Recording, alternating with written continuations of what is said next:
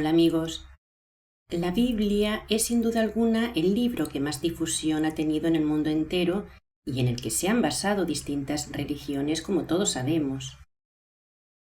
Se trata de un compendio de antiguos textos sumerios que narran las historias de los extraterrestres conocidos como dioses o Anunnaki. En las tablillas sumerias se cuentan los acontecimientos que vivieron estos dioses desde antes de que llegaran a la Tierra. Se detalla la catástrofe del diluvio y lo que sucedió tras este cataclismo, pero también aparece el trazado exacto de la obra que ellos deben ejecutar en nuestro planeta y las indicaciones precisas para llevarla a cabo. Y es lo que conocemos como profecías.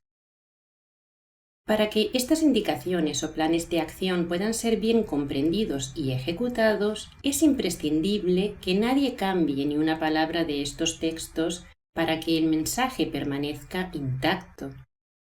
Es así como en el libro del Apocalipsis se advierte de este tema de la siguiente manera: a todo el que escuche las palabras del mensaje profético de este libro, le advierto esto.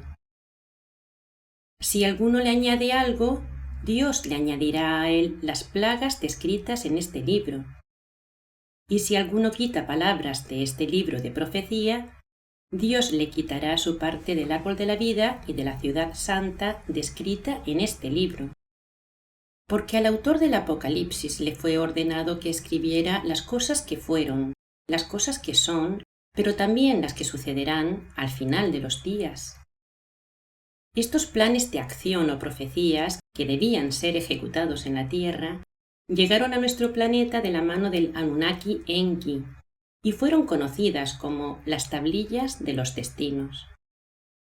Estas tablillas le fueron otorgadas a Enki tras una batalla celestial en la que Nibiru, el planeta de origen de los Anunnaki, junto a Kingu, que es la luna, atacaron nuestro planeta. Estos datos aparecen reflejados en las tablillas sumerias conocidas como Enuma Elish o Poema de la Creación, en donde se relata que este ataque provocó que la Tierra se desplazara desde la órbita en la que se encontraba entre Marte y Júpiter hasta la órbita en la que se encuentra ahora. Tras finalizar esta batalla, se reunió en Nibiru la asamblea de los grandes dioses y estos coronaron a Enki como el rey del mundo. Le proclamaron jefe de los ejércitos de la tierra y le concedieron la corona y el cetro de poder, entregándole las tablillas de los destinos. Entonces Enki llegó a la tierra acompañado de otros Anunnaki con el objetivo de comenzar a ejecutar estas profecías. Sin embargo, con el tiempo hizo caso omiso de ellas, por lo que el Consejo de los Grandes Dioses de Nibiru decidió en asamblea atacar de nuevo la Tierra. El ataque, con tecnología extraterrestre de gran potencia, causó un cambio brusco en el eje de nuestro planeta, lo que ocasionó, en su giro, el consecuente diluvio. Pero antes de que se produjera este desastre, las tablillas de los destinos fueron ocultadas en unas dependencias subterráneas situadas en la ciudad de Sipar, porque este banco de datos se debía conservar para poder así ser ejecutado tras el cataclismo hasta el final de los días o el final de los tiempos. El sacerdote e historiador babilonio Beroso contó que tras el diluvio se dieron las instrucciones para que se pudieran recuperar estos documentos de Sipar. Y fue así como estas tablillas fueron recuperadas y también las antiguas ciudades de los Anunnaki fueron refundadas, siguiendo los mismos trazados que se hallaban detallados en planos antediluvianos.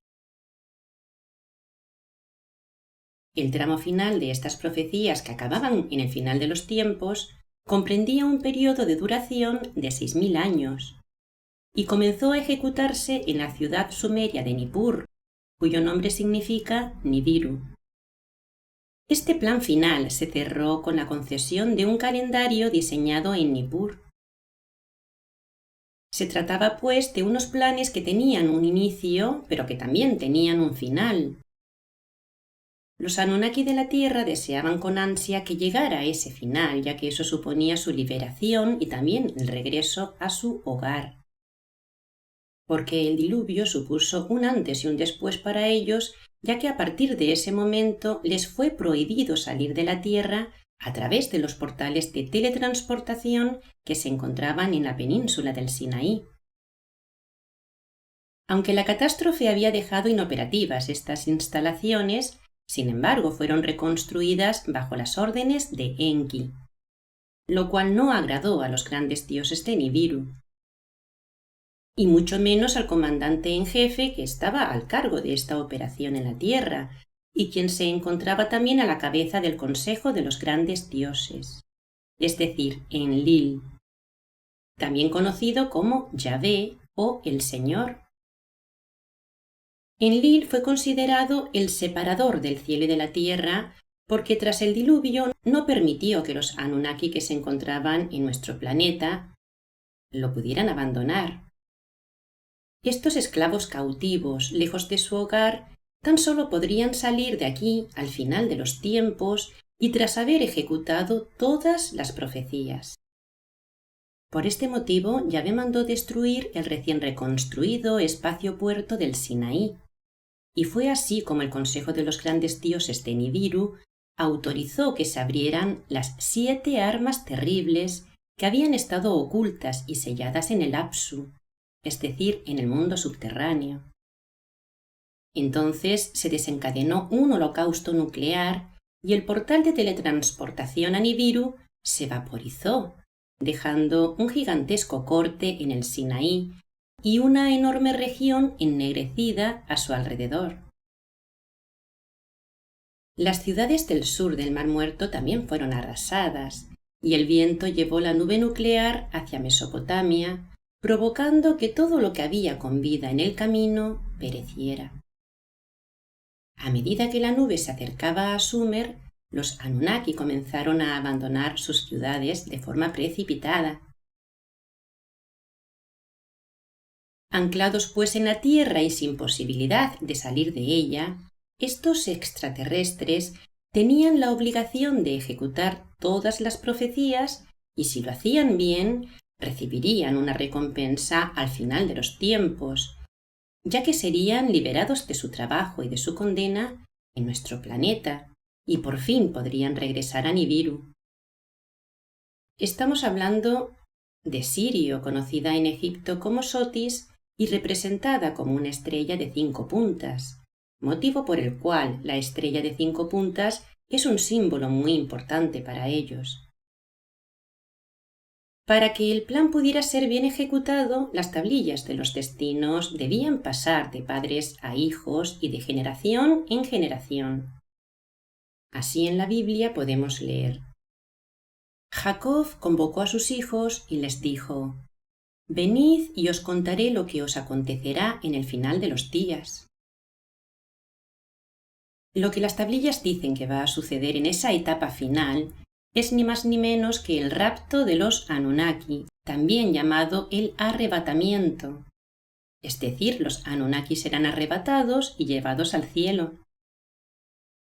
Este concepto del arrebatamiento final fue ampliamente difundido por Pablo, quien fue el encargado de informar de lo que sucedería al final de los tiempos. San Pablo habló sobre la profecía del rapto final y fueron muchos los que pensaron que se trataba de un acontecimiento que se iba a producir de forma inmediata. Porque la aparición de Jesús en tierras del pueblo elegido hizo que muchos creyeran que Él era el Rey de los judíos, es decir, el Mesías esperado al final de los tiempos. Sin embargo, cuando se descubrió que Jesús para nada era su Mesías, sino todo lo contrario, simplemente fue asesinado. Sin duda alguna, Jesús causó un gran revuelo entre los judíos y a muchos les hizo dudar de sus creencias tan arraigadas porque les enseñaba a liberarse de sus dominadores. Por este motivo, la alta jerarquía judía mandó elaborar en Alejandría el Nuevo Testamento, haciendo creer que hablaba de la vida y de la muerte de Jesús, cuando en realidad estaban hablando de la vida y de la muerte de Cristo Horus, quien había vivido en Egipto mucho tiempo atrás. En este gran engaño se pretendió opacar las verdaderas enseñanzas de Jesús al relacionarlo con Enki, también conocido como Satanás. La aparición de Jesús en este escenario hizo que muchos se replantearan sus creencias, pero también ocasionó que muchos otros pensaran que se estaban cumpliendo las profecías finales. Tal fue el revuelo que causó su paso por nuestro planeta, hasta el punto que el cómputo de la historia volvió a comenzar por esa época. El caso es que la presencia de Jesús y su asesinato habían causado en ellos una gran angustia porque creían que ya se estaban cumpliendo las profecías finales y que ellos habían sido dejados atrás por algún pecado que habían cometido. Este rumor se extendió tan rápidamente que Pablo se vio en la necesidad de enviar cartas a las distintas iglesias cristianas para tranquilizarlas y decirles que el momento de abandonar la tierra aún no había llegado. En la primera carta a los habitantes de Tesalónica les aseguró que el rumor que se hallaba extendido sobre este tema se trataba tan solo de un rumor. El mismo Pablo les había inculcado la idea de que ellos no eran humanos y que debían regresar a su hogar al final de los tiempos. Les dijo así: nosotros somos ciudadanos del cielo. Y les dio pistas de cómo se iba a producir ese arrebatamiento. Escribió lo siguiente: el Señor descenderá del cielo con voz de mando, y los muertos se levantarán primero. Luego nosotros, los que vivimos, seremos arrebatados juntamente con ellos en las nubes al encuentro del Señor en el aire. Y así estaremos con Él siempre. Según Pablo, el rapto sucederá en un abrir y cerrar de ojos. En la primera carta que envió a los corintios les escribió lo siguiente: pero quiero que sepáis un secreto. No todos moriremos, sino que seremos transformados en un instante, en un abrir y cerrar de ojos, al toque final de la trompeta. Pues sonará la trompeta y los muertos resucitarán con un cuerpo incorruptible y nosotros seremos transformados.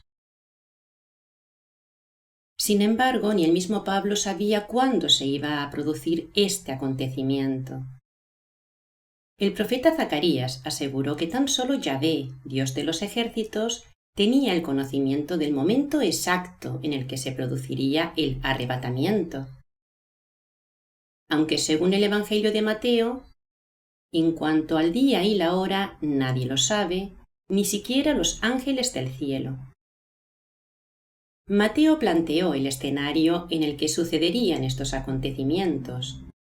Escribió lo siguiente: el sonido de la gran trompeta mandará a sus ángeles que reúnan de los cuatro vientos a los elegidos, de un extremo a otro de la tierra. Estarán dos hombres en el campo, uno será llevado y el otro será dejado. Dos mujeres estarán moliendo, una será llevada y la otra será dejada. Para Jeremías, Yahvé era el único que conocía el trazado exacto de la obra y aseguró que lo que sucederá al final de los tiempos es algo que había sido planeado por Yahvé desde el principio. Por su parte, Isaías, quien comenzó sus visiones proféticas con la frase «y ocurrirá al final de los días», puso en boca de Yahvé lo siguiente: soy aquel que desde el comienzo dice el final. Soy el alfa y el omega, el comienzo y el final. O esta otra frase refiriéndose a Yahvé: él cuenta el final desde el principio. Es evidente que un principio incorpora en sí la idea de un final. Pues bien, este acontecimiento que habría de suceder al final de los tiempos y que todos ansiaban, iba a producirse en lo que se llamó el año del misterio, porque nadie sabía en qué año exactamente se iba a producir. Pero hubo quienes pudieron descifrar las claves numéricas de los textos religiosos y así vaticinar algunas fechas. Entre las fechas barajadas podemos encontrar la de Isaac Newton, quien, prestando atención a las claves numéricas escondidas en las profecías de Daniel, calculó el fin de los días para el año 2060.